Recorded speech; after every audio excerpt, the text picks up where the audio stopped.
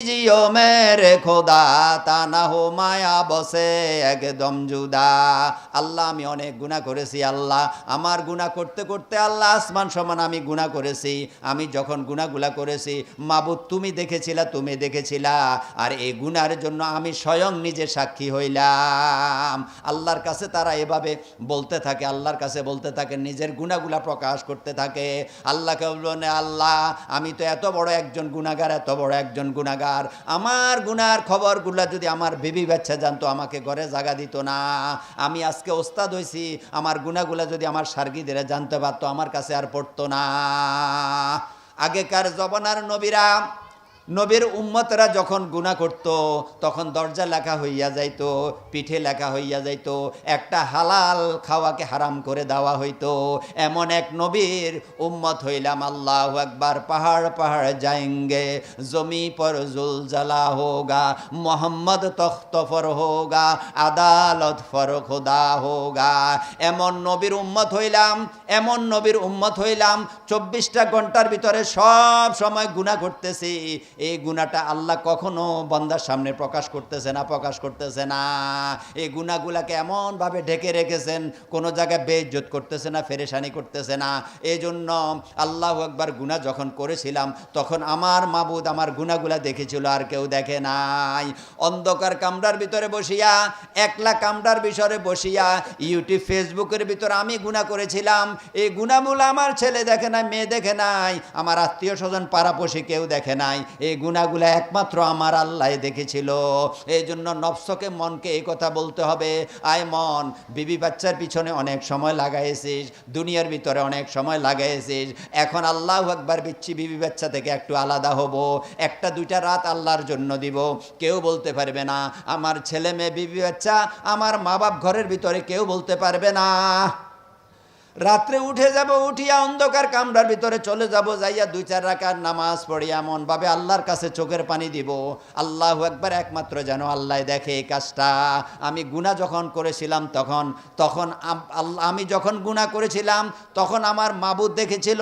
এমন একটা সময়ের মধ্যে আমি তওবা করব, তখন শুধু আমার মাবুদ ছাড়া আর কেউ দেখবে না। মাবুদকে বলতে হবে, ज़ेर होता है नहीं नफ्से शरीर, दस्तगीरी कर मेरे आए दस्तगीर, दस्तगीरी कीजियो मेरे खुदा ता ना हो माया बसे एकदम जुदा।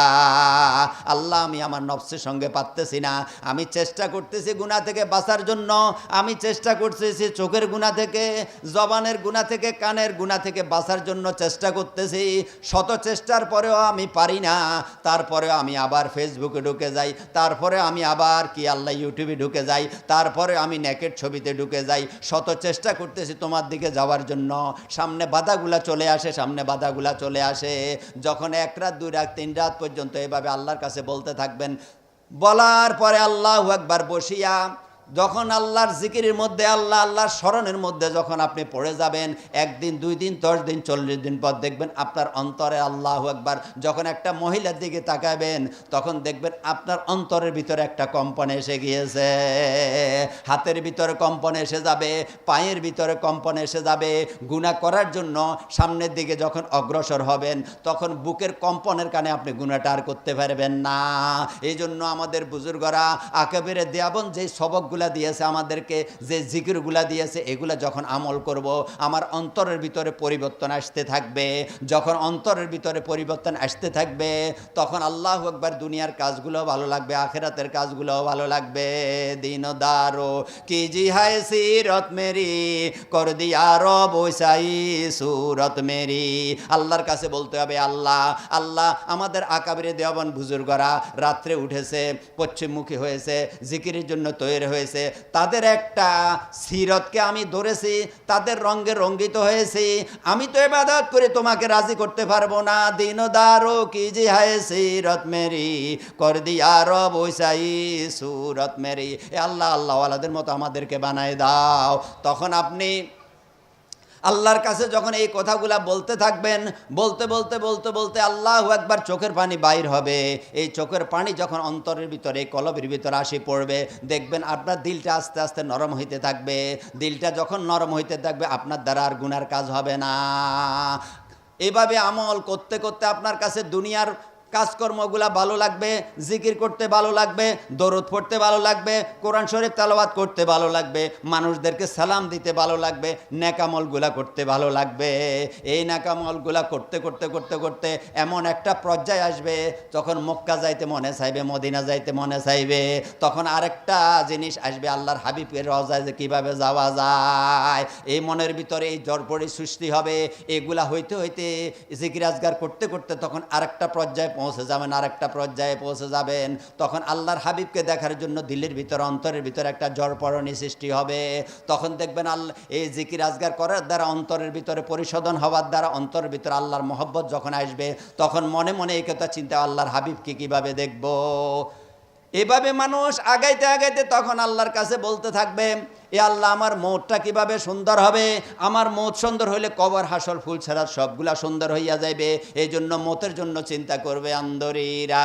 মি তরাস ও মি খরাস তাদনে আখের দমে ফারেগ মোবাস তাদনে আখের দমে আখের বাবত কে আনায়ত বাতু সাহেবে দিল বাবত। ও আল্লাহর বন্দারা, আশেকেরা, জাকিনেরা, কখনো নামাজের মধ্যে, কখনো তেলাওয়াতের মধ্যে, কখনো ওলামা ইকরামের সোহবতের মধ্যে, কখনো জিকিরের মধ্যে, কখনো মানুষকে ভালো কথা বলার মধ্যে, কখনো ইসলাহি জোরগুলার মধ্যে, এভাবে আপনি যখন জীবনকে কাটাইতে থাকবেন, এমন একটা সময় আসবে আল্লাহু আকবার, আসমান থেকে আল্লাহ আপনাকে বলে, তুমি আমার বান্দা।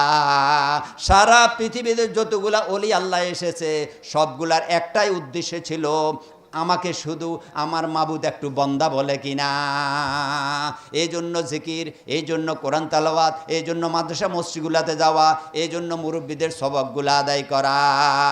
এই সবকগুলা যখন আমি বসে আদায় করব, এই অন্তরের ভিতরে সমস্ত দুনিয়ার মহব্বতগুলাই অন্তরের ভিতরে, এখান থেকে সবগুলাকে বাইর করতে হবে। লা ইলাহা ইল্লাল্লাহ, লা ইলাহা ইল্লাল্লাহ, লা ইলাহা ইল্লাল্লাহ, লা ইলাহা। নিয়ত করতে হবে আমার অন্তরের ভিতরে দুনিয়ার সমস্ত মহব্বত এখান থেকে সবগুলাকে বাইর করে ডান দিকে ফেলতে হবে। লা ইলাহা ইল্লাল্লাহ, লা ইলাহা ইল্লাল্লাহ মুহাম্মাদুর রাসূলুল্লাহ। 20 বার 30 বার পরে একবার ফুরা কলমা পড়তে হবে। যখন আপনি এইভাবে নিয়ত করতে হবে, এই অন্তরের ভিতরে দুনিয়ার সব পেরেশানি সবগুলা আমি বাইর করলাম, এখন শুধু আমার এই অন্তরের ভিতরে আমার মাবুদকে আমি জায়গা দিব। ইল্লাল্লাহ ইল্লাল্লাহ ইল্লাল্লাহ ইল্লাল্লাহ ইল্লাল্লাহ। এরপরে আমি আল্লাহ আকবার, আমার শরীরটা যেরকম একটা বডি, আমি একটা মেশিন নিয়ে, একটা মেশিন চালানোর জন্য যেরকম তেলের প্রয়োজন, আল্লাহ ওটা তো জাঙ্কার যদি পড়ে, আল্লাহ জাঙ্কার পরিষ্কার করতে হবে। এই মেশিন চালানোর জন্য আল্লাহ আকবার তেলের দরকার। আমি এই জন্য হাদিস পড়তেছিলাম, লিকুল্লি শাইইন সিকালাতুন ওয়া সিকালাতুন কুলুবি যিকরুল্লাহ। আল্লাহর হাবিব বলে, দুনিয়ার সব কিছু পরিষ্কার করার জন্য একটা যন্ত্র আছে, একটা লোহাকে পরিষ্কার করার জন্য একটা রেত আছে, একটা কাপড়কে পরিষ্কার করার জন্য কি আছে, সাবান আছে, অন্তরকে পরিষ্কার করার জন্য একটা জিকির আছে, সেটা হলো আল্লাহ পাকের জিকির। এই মহব্বতে আপনি ঘরের ভিতরে একটা কামরায় আল্লাহর মহব্বতে পড়েন না, আল্লাহু আল্লাহ আল্লাহু আল্লাহ আল্লাহু আল্লাহ আল্লাহু আল্লাহ আল্লাহু আল্লাহ আল্লাহু আল্লাহ। এভাবে করেন না কিছুদিন, একটু পরিবর্তন হয়ে দেখবেন কিছুদিনের ভিতরে অন্তর এত ভালো হয়ে যাবে, দেখবেন আপনি গুনাহ থেকে মুক্ত হয়ে গেছেন, দেখবেন আপনার কাছে নেক আমল করতে ভালো লাগবে। এই জন্য বিভিন্ন জায়গায় ইসলাহি জোর হয়। এই ইসলাহি জোরগুলাতে গেলে মুরব্বিদের হাতে তওবা ইস্তেগফার পড়ে এই জিকিরের সবকগুলা যখন নিবেন, তখন দেখবেন আপনার ভিতর একটা পরিবর্তন চলে আসবে। এই পরিবর্তনে আপনি আমল করে ঈমানের সহিত আপনার মওত হবে, আপনি জান্নাত পর্যন্ত পৌঁছে যেতে পারবেন। এই জন্য আমাদের দেবীপুর সুলতানিয়া মাদ্রাসায় প্রতি ইংরেজি মাসের শেষ শুক্রবার ইসলাহি জোড় হয়। এখানে আসবেন, অনেক ওলামায়ে হজরত বয়ান করেন, জিকির আজগারের সবক হয় সেখানে, কি জানি বলে, এগুলাতে আসলে অন্তরের ফায়দা হবে, নামাজ কলমা এবাদত হারাম থেকে বাঁচতে পারবেন, এবাদতের ভিতরে মন আসবে। আল্লাহ আমাকে আপনাকে প্রত্যেকে এই মাদ্রাসার জন্য সবসময় দোয়া করবেন। যারা জায়গা দিছে, মুরব্বীরা চলে গেছে, তাদেরকে আল্লাহ যেন জান্নাতবাসী বানায়। যারা জীবিত আছে আমাদের চোখের সামনে, আল্লাহ যেন তাদেরকে শেফা দেয়, হায়াত দেয়, এদের জন্য দোয়া করবেন। মাদ্রাসার জন্য দোয়া করলে, এখন মাদ্রাসার ফাউন্ডেশন দেওয়া হচ্ছে মাত্র। যারা যারা এই ফাউন্ডেশনের ভিতরে থাকবেন, কিয়ামত পর্যন্ত এই মাদ্রাসা যতদিন থাকবো, কবরের ভিতরে বসে বসে খাইতে থাকবেন। কারণ আমরা আর কতদিন বাঁচবো, হাসি সাহেব তারা আর কতদিন বাঁচবে, কিন্তু আমরা মূল ফাউন্ডেশন ঠিক করে দিয়ে যাচ্ছি। যারা ফাউন্ডেশন, ঘরের ফাউন্ডেশন যদি ঠিক থাকে সব ঠিক হবে যাবে না। তো এরকম আমরা যারা এখন ফাউন্ডেশনের সময় এটা মজবুত করে ধরতে পারবো, ইনশাল্লাহ কবরে যাওয়ার কালকে যদি আমার মওত হয়ে যায়, এখান থেকে একটা অংশ কবরের ভিতরে পৌঁছে যাবে। আল্লাহ আমাকে আপনাকে যে কথাগুলা বলা হয়েছে, কথা তো অনেক হচ্ছে, কিন্তু শুরুতে বললাম না, আমল হচ্ছে না। দরকার হলে আমল করা। আল্লাহ প্রথম যে কথাগুলো হয়েছে এগুলার বুঝ, এগুলার আমল আল্লাহ আমাকে তৌফিক দান করে, আপনাদেরকে তৌফিক দান করে। সবাই বলেন আমিন। ওয়া মা আলাইনা ইল্লাল বালাগ।